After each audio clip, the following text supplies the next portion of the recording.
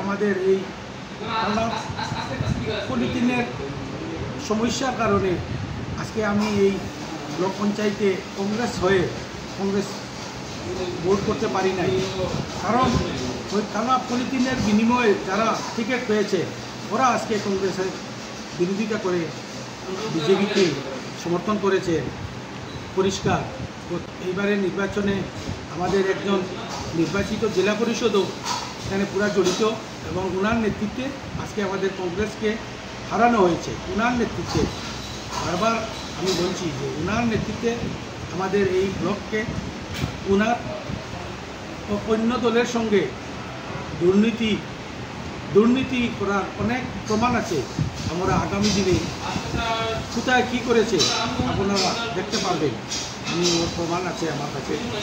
আশা করি আপনারা তদন্ত করবেন এবং বর্তমানে যিনি আমাদের ব্লক প্রেসিডেন্ট হয়েছে ওনার সঙ্গে আপনারা ভাষ্য যদি নেন আপনারা ভাষ্য প্রমাণ হবে যে আমাদের এই তিনজন কংগ্রেস কর্মী আগে থেকে টানা পলিথিনের বিনিময়ে আমাদের কংগ্রেসকে হারার পরিকল্পনা করেছে এবং দিনরাত কাজ করেছে। এই কারণে আমাদের এই ব্লক পঞ্চায়েত আমাদের 9 জন কংগ্রেস থাকা সত্ত্বেও এবং 2 জন নির্দল আমাদের কংগ্রেসকে সমর্থন করেছে, তারপরেও আমাদের হারের মুখ দেখতে হচ্ছে। দুর্ভাগ্য এরকম কংগ্রেস আমাদের বদরপুরে যদি থাকে আগামী দিনে আমাদের কংগ্রেসের অন্ধকার হবে। কতজন সদস্য? 17 জন। এর মধ্যে 9 আর নির্দল কতজন ছিলেন? নির্দল 3 জন ছিলেন। 3 জন।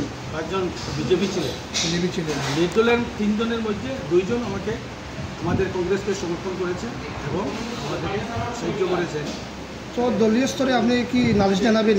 হ্যাঁ, এটা আমি দলীয় স্তরে আমাদের কংগ্রেসের বিভিন্ন স্তরে ইনকোয়ারি হবে, এই ইনকোয়ারিকে আমি সাহায্য করব।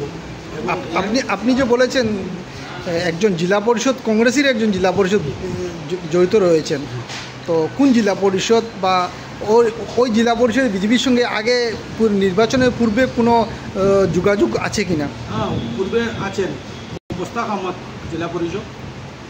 উনি আগে থেকে বিজেপির সঙ্গে বিভিন্ন লাইনে জড়িত আছেন এবং কেলেঙ্কারি এবং ওই যে কালা পলিথিনের মূল মাস্টার মাইন্ড উনি দেখেছি। উনি হলেন উমরপুর জিপির আঞ্চলিকের সদস্যা জুমা বেগম। উনি আপনারা যে দেখেছেন আমিও সেই দেখেছি, এটা সত্যি আমরা শুনেছি। হ্যাঁ, দেখেছি। ধন্যবাদ। বদরপুর চৈতন্যনগর আঞ্চলিক পঞ্চায়েতের বোর্ড গঠনের দিন ধার্য ছিল, কিন্তু আজকে এই বোর্ডটা কংগ্রেসের দখলে না আসার কারণে আমি খুব দুঃখ প্রকাশ করি এবং আমি খুব মর্মাহত। কারণ এর পিছনে কিছু কারণ আছে।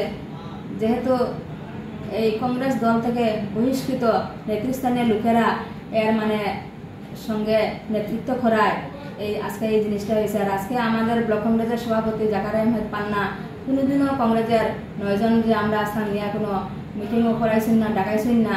গতিকে এর দায়ী সম্পূর্ণ তিনি নিজেই। এবং আজকে বিকালে একটা প্রেস মিটে দেখলাম আমার হাসানপুর জিপির এপি মেম্বার সাইরা বেগমের বাবা মুসলিম উদ্দিন আমার এগেনস্ট একটা এলিগেশন আনছেন। এই এলিগেশনটা মিশা, কারণ এপি ক্যান্ডিডেট সব আমরা ভিতরে আসলাম এবং অফিস স্টাফ আসিল, তাই তো নিজের ভিতরে আসলেও না, কিন্তু তাই কীভাবে জানলা যে আমি দেখছি হইলা, এর লাগে আমি খুব নিন্দা জানাই। আর যেহেতু আমরা এই আসাম সরকারের পঞ্চায়েত মন্ত্রীর একটা নির্দেশ আসছিল যে ক্যান্ডিডেট আছে সেই নিজে প্রতিবাদ করবো, যে কোনো কিছু করবো, কিন্তু আজকে তাই তো এপি মেম্বারের বাবা সারা বাবাও তাই এই কথাটা করলা। গতিকে আমার কাছে খুব নিন্দনীয় জিনিসটা। আর আমি এই উদ্বোধন কর্তৃপক্ষের কাছে আমি ফোন যুগেও এই জিনিসটা জানাইছি। আর যেহেতু আমার নামে এলিগেশন আছে আমি জানাইছি, আমরা কংগ্রেসের আসলাম এবং আসিও আর এবং সবদিন থাকবো। আর গতিকে আমার এই কংগ্রেস দলের আত্মসম্মান এবং আমার নিজের আত্মসম্মানের হানি হয়েছে।